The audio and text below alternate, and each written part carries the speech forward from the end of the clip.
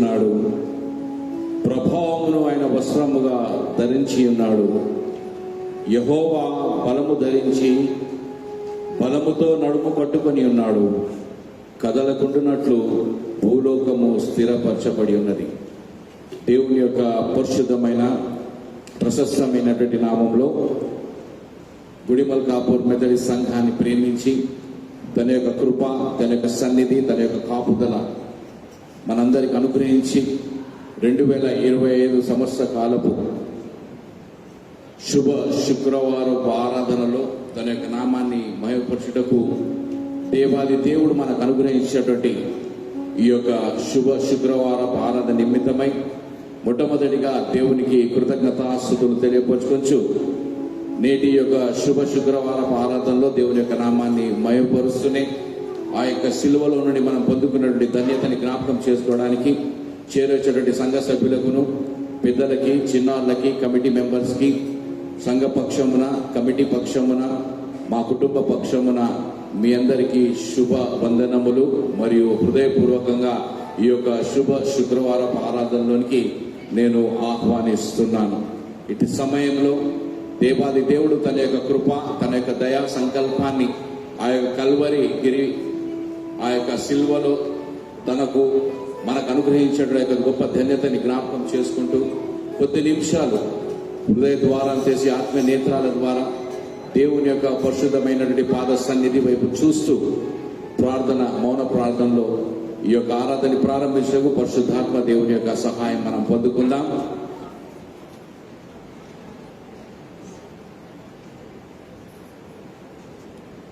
పరిశుద్ధుడా, ప్రేమగల తండ్రి, కృపగల నాయన, మీ పరిశుద్ధమైన, ప్రశస్తమైన, అమూల్యమైన, అద్భుతమైన, ఆశ్చర్యమైనటువంటి నామాన్ని ఇదిగో ప్రభా మా యొక్క జీవితంలో మీరు మాకు అనుగ్రహించినటువంటి మరో శుభ శుక్రవారపు ఆరాధనలో ప్రభా మీ యొక్క నామాన్ని మహిమపరచుటకు, స్తుతించుటకు, ప్రత్యేకంగా ఆ యొక్క సిలువలో నుండి మేము పొందుకున్నటువంటి ధన్యతని జ్ఞాపకం చేసుకోవడానికి మాకు ఇచ్చినటువంటి యొక్క సహవాసాన్ని బట్టి, సమయాన్ని బట్టి మీకు స్తుతులు, స్తోత్రం తెలియపరచుకొచ్చిన నేటి యొక్క శుభ శుక్రవారపు ఆరాధనలో మీ యొక్క నామాన్ని మహిమపరచడానికి చేరొచ్చు ప్రతి బిడ్డను దీవించండి.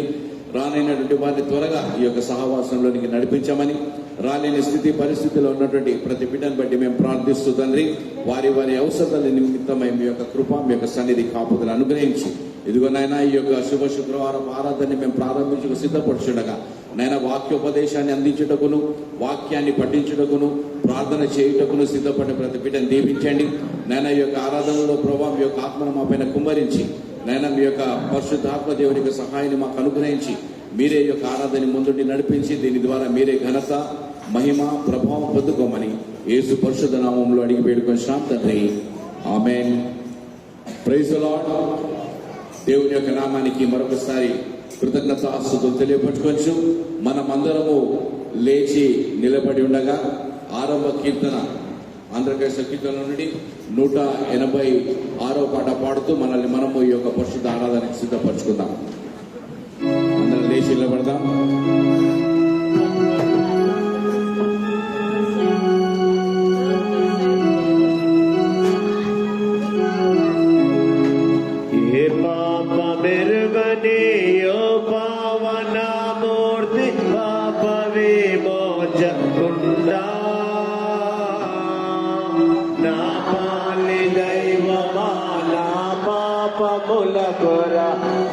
పాలు నొందినావా నా పాలి దైవమా, నా పాపముల కొర ఈ పాటలు నొందినావా.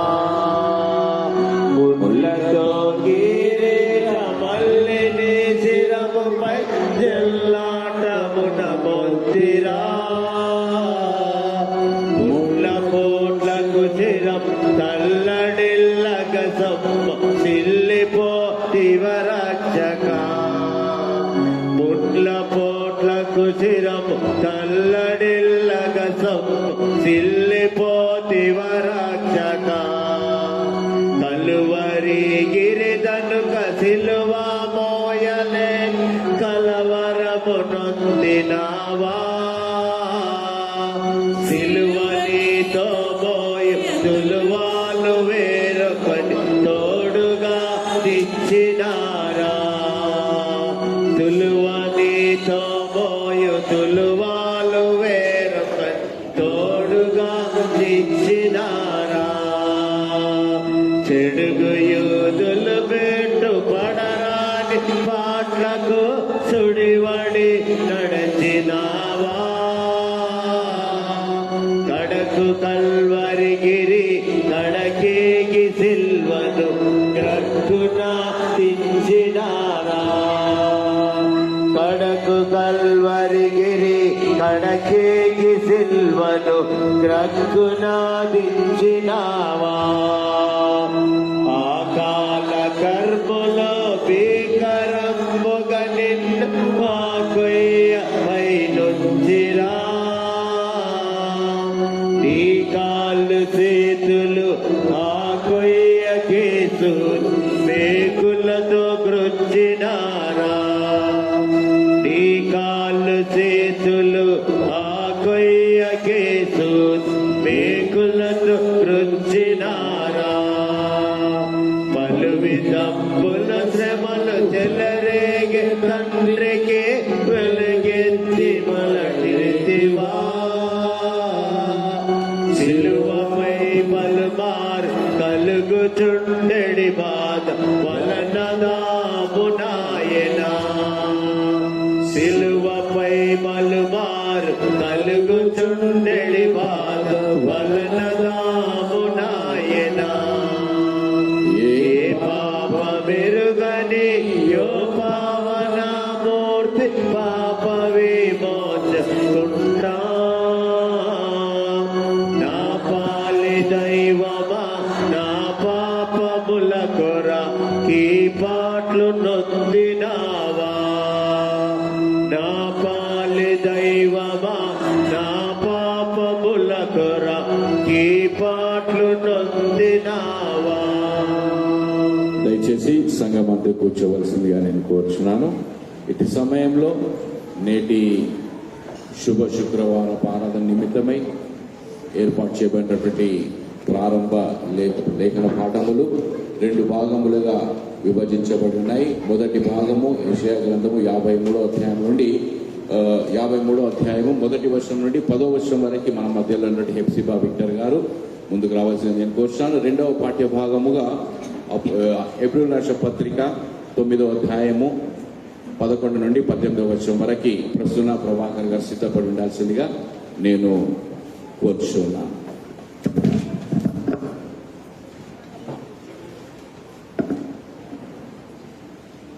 అందరికి ప్రైజ్ ది లార్డ్. యెషయా గ్రంథము 53వ అధ్యాయము 1 నుంచి 10 వరకు చదువుకుందాం. యెషయా గ్రంథము 53వ అధ్యాయము 1 నుంచి 10 వరకు చదువుకుందాం. Page number 614. మేము తెలియజేసిన సమాచారము ఎవడు నమ్మెను? యెహోవా బాహు ఎవనికి బయలుపరచబడెను? లేత మొక్కల వలె ఎండిన భూమిలో మొలిచిన మొక్కల వలె అతడు ఆయన ఎదుట పెరిగెను. ఆయనకి స్వరూపమైనను సొగసైనను లేదు. మనం అతని చూచి ఆపేక్షించినట్లుగా అతని అందు స్వరూపము లేదు. అతడు తృణీకబడిన వాడను ఆయను, మనుషుల వలన విసర్జింపబడిన వాడును, వ్యసనక్రాంతుడగును, వ్యాధి అనుభవించువాడగును. సామాన్యులు చూడనొల్లని వాడుగాను ఉండెను. అతడు తృణీకరించబడిన వాడు గనుక మనం అతని ఎన్నిక చేయకపోతిమి. నిశ్చయముగా అతడు మన రోగములను భరించెను, మన వ్యసనములను సహించెను. ఆయనను మొత్తబడిన వానిగాను, దేవుని వలన బాధింపబడిన వానిగాను, శ్రమ నొందిన వానిగాను మనం అతని ఎంచితిమి. మన అతిక్రమములను బట్టి అతడు గాయపరచబడెను, మన దోషములను బట్టి నలగగొట్టబడెను. మన సమాధానార్థమైన శిక్ష అతని మీద పడెను. అతడు పొందిన దెబ్బల చేత మనకు స్వస్థత కలుగుచున్నది. మనమందరము గొర్రెల వలె త్రోవ తప్పిపోతిమి. మనలో ప్రతివాడును తనకిష్టమైన త్రోవకు తొలిగెను. యెహోవా మన అందరి దోషములను అతని మీద మోపెను. అతడు దౌర్జన్యము నొందెను, బాధింపబడినను అతడు నోరు తెరవలేదు. వదకు తేబడు గొర్రె పిల్లయు బొచ్చు కత్తిరించు వాని ఎదుట గొర్రెయు మౌనముగా నుండునట్లు అతడు నోరు తెరవలేదు. అన్యాయపు తీర్పు నొందినవాడే అతడు కొనిపోబడెను. అతడు నా జనుల అతిక్రమలను బట్టి మొత్తబడెను గదా. సజీవుల భూమిలో నుండి అతడు కొట్టివేయబడెను. ఆయనను అతని తరము వారిలో ఈ సంగతి ఆలోచించవారెవరు? అతడు మరణమైనప్పుడు భక్తిహీనులతో అతనికి సమాధి నియమింపబడెను. ధనవంతుని యొద్ద అతడు ఉంచబడెను. నిశ్చయముగా అతడు అన్యాయం ఏమీ చేయలేదు, అతని నోట ఏ కపటము లేదు. అతని నలవగొట్టుటకు యెహోవాకు ఇష్టమాయను. ఆయన అతనికి వ్యాధి కలుగజేసెను. అతడు తన్ను తానే అపరాధ పరిహార బలి చేయగా అతని సంతానము చూచెను. అతడు దీర్ఘాయుష్మంతుడగును. యెహోవా ఉద్దేశము అతని వలన సఫలమగును. దేవుడి వాక్యము దీవించి ఆశీర్వదించు. Thank you sister.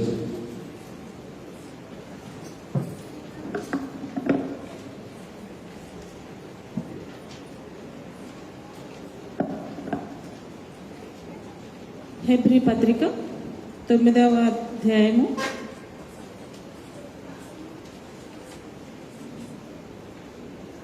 11 నుంచి 18 వరకు చదువుకుందాము. Page number 205, new testament. అయితే క్రీస్తు రాబోచున్న మేలుల విషయమై ప్రధాన యాజకుడుగా వచ్చి తానే నిత్యమైన విమోచన సంపాదించి హస్తకృతము కానిది అనగా ఈ సృష్టి సంబంధము కానిదియు మరి ఘనమైనదియు పరిపూర్ణమైనదియునైన గుడారము ద్వారా మేకల యొక్కయు కోడల యొక్కయు రక్తముతో కాక తన స్వరక్తముతో ఒక్కసారే పరిశుద్ధ స్థలములో ప్రవేశించెను. ఏలయనగా మేకల యొక్కయు ఎడ్ల యొక్కయు రక్తమును మైలపడిన వారి మీద ఆవు దూడ బూడిద చల్లుటయు శరీర శుద్ధి కలుగునట్లు వారిని పరిశుద్ధపరిచిన ఎడల నిత్యుడగు ఆత్మ ద్వారా తన్ను తాను దేవునికి నిర్దోషినిగా అర్పించుకొనిన క్రీస్తు యొక్క రక్తము నిర్జీవ క్రియలను విడిచి జీవము గల దేవుని సేవించుటకు మీ మనస్సాక్షిని ఎంతో ఎక్కువగా శుద్ధి చేయును. ఈ హేతువు చేత మొదటి నిబంధన కాలములో జరిగిన అపరాధముల నుండి విమోచనము కలుగుటకై ఆయన మరణము పొందినందున పిలువబడిన వారు నిత్యమైన స్వాస్థ్యమును గూర్చిన వాగ్దానమును పొందు నిమిత్తము ఆయన క్రొత్త నిబంధనకు మధ్యవర్తి అయి ఉన్నాడు. మరణ శాసనం ఎక్కడ ఉండునో అక్కడ మరణ శాసనము వ్రాసిన వాని మరణము అవశ్యము. ఆ శాసనము వ్రాసిన వాడు మరణము పొందితేనే అది చెల్లును. అది వ్రాసిన వాడు జీవించుచుండగా అది ఎప్పుడైనను చెల్లునా? ఇందుచేత మొదటి నిబంధన కూడా రక్తము లేకుండా ప్రతిష్ఠింపబడలేదు. దేవుడి వాక్యమును దీవించునుగా. Thank you sister. ఈ సమయంలో మనము చాలా ప్రాముఖ్యమైనటువంటి సమయంలోనికి దేవుడు మనల్ని సిద్ధపరుస్తూ ప్రవేశింపచేస్తున్నాడు కనుక నేటి సమయంలో వాక్యాన్ని దేవుడు ఆ యొక్క సిలువలో పలికినటువంటి 7 మాటల కొరకు సిద్ధపరచబడినటువంటి వారు దయచేసి ముందుకొచ్చి కూర్చోవలసిగా నేను కోరుచున్నాను. 6 వర్డ్స్ ఎవరెవరికైతే ఇవ్వబడ్డాయో పాస్టర్తో కలిపి 7 వర్డ్స్ దయచేసి ముందుకు రావాలి. మాకు కూడా ఎవరెవరు వచ్చారో తెలియపరచబడుతుంది.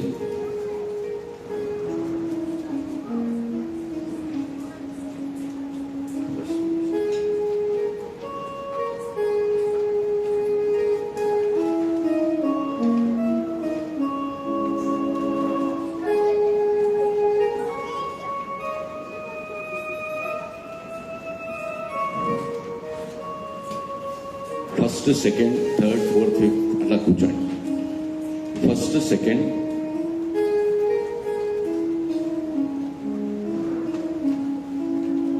కూర్చో.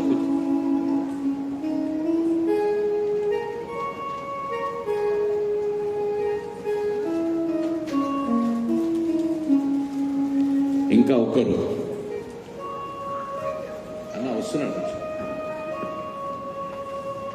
ఈ సమయంలో ఆ యొక్క శిలువలో నుండి మనం పొందుకున్నటువంటి ఆ యొక్క ధన్యతని జ్ఞాపకం చేసుకున్నట్టుకు, ఆ యొక్క గొప్ప ఆధిక్యత, ధన్యత, తండ్రితో సమాధాన పరిచినటువంటి యొక్క గొప్ప ఆ యొక్క ఆశీర్వాదము, ఆ యొక్క సమర్పణ, ఆ యొక్క నూతనమైనటువంటి ఒక జీవిత ప్రయాణంలోనికి ప్రవేశించే యొక్క శిలువ ద్వారా పలికినటువంటి 7 పలుకులను ఈరోజు మరొకసారి దేవుడు మనతో మాట్లాడబోతున్నాడు కనుక మొదటి ఆ యొక్క మాట కొరకు సిద్ధపరచబడినటువంటి వారు చాలా ప్రత్యేకంగా ఇక్కడ వ్రాయబడి ఉన్నాయి. దాని గురించి సిద్ధపడిన వారు మొదటిగా బైబిల్ పాఠము మొదటి భాగము లూకా సువార్త 23వ అధ్యాయము 33-34 వచనం వరకు డాక్టర్ లావణ్య గారు ముందుకొచ్చి చదివి వినిపించాల్సిందిగా నేను కోరుచున్నాను. అనంతరము గ్లోరీ సుమన్ దాస్ గారు ప్రార్థన చేయటకు సిద్ధపడి ఉండాల్సిందిగా నేను కోరుచున్నాను. అదేవిధంగా మొదటి మాట మాట్లాడటకు మన మధ్యలో సహోదరుడు కె ఉదయభాను గారు సిద్ధపడి ఉండాల్సిందిగా నేను కోరుచున్నాను.